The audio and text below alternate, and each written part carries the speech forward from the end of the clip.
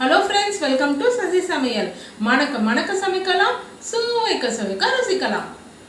Beginners கூட ரொம்ப ஈஸியா செய்யற மாதிரி 10 பீஸ் பிரெட் வச்சு 10 நிமிஷத்துல பட்டுன்னு செய்யற மாதிரி ஒரு bread halwa எப்படி செய்ய போறோம் அப்படினா தெளிவா இந்த வீடியோல பார்க்கலாங்க. இன்னும் ரிச்சா செய்யணும்னா இன்னும் கொஞ்சம் எக்ஸ்ட்ரா கீ, எக்ஸ்ட்ரா நட்ஸ் அந்த மாதிரி போட்டு நீங்க இன்னும் ரிச்சா கூட செய்யலாம். இல்ல நான் கொஞ்சம் டயட்ல இருக்கேன், நான் லிமிட்டா தான் சாப்பிடுவேன் அப்படினா அதுக்கு ஏத்த மாதிரி கொஞ்சம் அட்ஜஸ்ட் பண்ணி கம்மியா சேர்த்துக்கோங்க.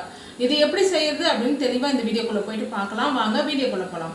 அதுக்கு முன்னாடி சசி சமையல் இது வரைக்கும் சப்ஸ்கிரைப் பண்ணாதவங்க உடனே சப்ஸ்கிரைப் பண்ணிடுங்க. மறக்காம பெல் பட்டன் அழுத்தி ஆல் ஓகே கொடுங்க. அப்பதான் நான் போடுற வீடியோ உடனுக்குடன் உங்ககிட்ட வந்து சேரும். லைக் பண்ணுங்க, ஷேர் பண்ணுங்க, கமெண்ட் பண்ணுங்க.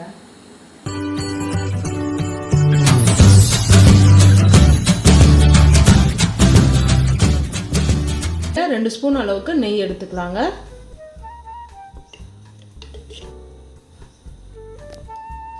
நெய் கொஞ்சம் சூடு ஏறினதும் முந்திரி பருப்பு சேர்த்துருக்கேங்க. உங்களுக்கு முந்திரி இல்லை பாதாம் உங்களுக்கு எது விருப்பமோ அந்த மாதிரி ட்ரை நட்ஸு சேர்த்துக்கோங்க.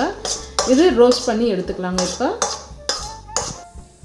இப்போ முந்திரி நல்லா ரோஸ்ட் ஆயிடுச்சுங்க. இப்போ ஒரு பிளேட்டுக்கு மாற்றி வச்சுக்கலாம். உங்களுக்கு முந்திரி அதிகமாக பிடிக்கும்னா நீங்கள் அதிகமாக கூட சேர்த்துக்கலாங்க.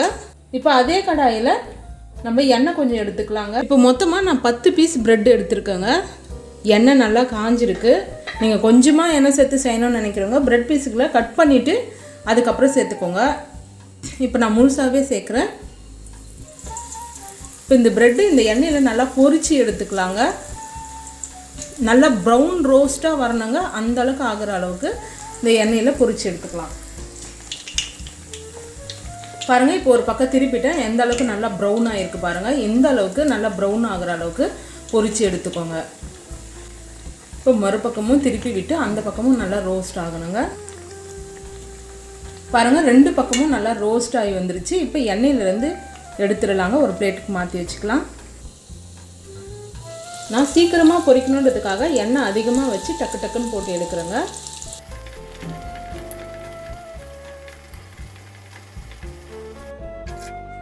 ml டம்ளரு 4 டம்ளர் அளவுக்கு தண்ணி எடுத்தாச்சுங்க. இது நீங்கள் பால் சேர்க்க மாட்டீங்க அப்படின்னா கூட கொஞ்சம் எக்ஸ்ட்ரா தண்ணி சேர்த்துக்கோங்க. நான் பால் சேர்க்க போகிறதுனால நான் கொஞ்சம் தண்ணி கம்மியாக சேர்த்துக்கிறேன். தண்ணி காயும் போதே கூடவே சர்க்கரையும் சேர்த்துடலாங்க.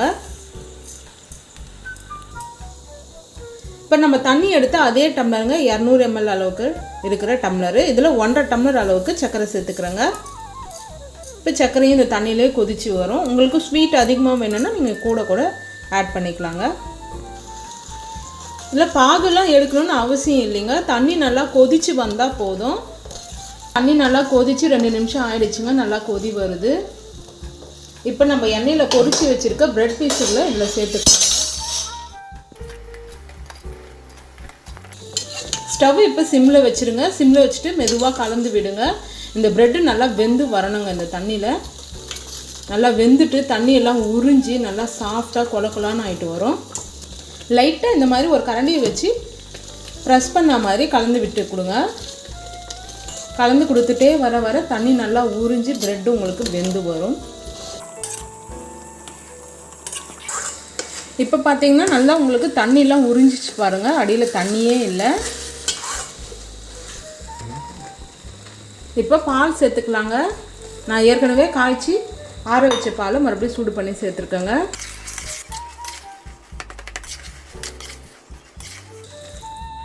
இந்த பாலே போதுமான அளவு தாங்க. ஆனால் உங்களுக்கு பால் இன்னும் அதிகமாக ஊற்ற உங்களுக்கு இன்னும் டேஸ்ட்டு நல்லா அதிகமாக எடுத்து கொடுக்கும்.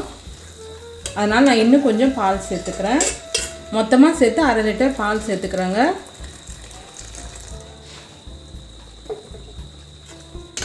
இல்லை நான் ஒரு 4 நாள் வச்சு சாப்பிடுவேன் அப்படின்றீங்களா, நீங்கள் வெறும் தண்ணி மட்டும் சேர்த்துக்கோங்க. பால் சேர்க்காதீங்க. பால் சேர்த்திங்கன்னா அன்றைக்கே காலி பண்ணிடணுங்க. இப்போ கூடவே 1 டீஸ்பூன் அளவுக்கு ஏலக்காய் பொடி சேர்த்துக்கலாங்க. நீங்கள் ஃப்ரிட்ஜில் வச்சு யூஸ் பண்ணால் 2 நாளைக்கு கூட நல்லா இருக்குங்க. ஃப்ரிட்ஜில் இல்லாமல் அப்படியே யூஸ் பண்ணோன்னா 1 நாளைக்கு மட்டும்தான் நல்லாயிருக்கும். அதே வெறும் தண்ணியில் செஞ்சிங்கன்னா சர்க்கரை தண்ணியில் மட்டும் நல்லா சுருள வதக்கி செய்யும்போது உங்களுக்கு ஒரு 4 நாளைக்கு கூட நல்லா இருக்குங்க. இப்போ நல்லா அந்த பாலும் உறிஞ்சி நல்லா சுருண்டு வரட்டுங்க. உங்களுக்கு எந்த கன்சிஸ்டன்சிக்கு வேணுமோ அந்த கன்சிஸ்டன்சிக்கு ஆஃப் பண்ணிடலாங்க. 2 ஸ்பூன் அளவுக்கு உருக்கிய நெய் சேர்த்துக்கிறேங்க. நம்ம ஏற்கனவே எண்ணெயில் பொரிச்சிருக்கோம், அதனால் நெய் அதிகமாக வேண்டாம்னு நினைக்கிறேன். உங்களுக்கு விருப்பம்னா நீங்கள் சேர்த்துக்கோங்க, இன்னும் கூட அதிகமாக சேர்க்கலாம். இப்போ நெய்யில் வறுத்து வச்சுருக்க முந்திரியை சேர்த்துக்கலாங்க. சேர்த்துட்டு நல்லா கலந்து விட்டுக்கலாம். சூப்பரான டேஸ்ட்டில் அருமையாக பிரெட் அல்வா ரெடியாகி வந்துருச்சுங்க. இதே போல் பிரெட்டை வச்சு ஒரு குலோப் ஜாமுன் எப்படி செய்யறது அப்படின்னு ரைட் சைடில் இருக்க வீடியோ பார்த்து தெரிஞ்சுக்கோங்க. இது வரைக்கும் சசி சமையலை சப்ஸ்கிரைப் பண்ணாதவங்க உடனே சப்ஸ்கிரைப் பண்ணிவிடுங்க. லைக் பண்ணுங்கள், ஷேர் பண்ணுங்கள், கமெண்ட் பண்ணுங்கள். ஓகே, பாய்.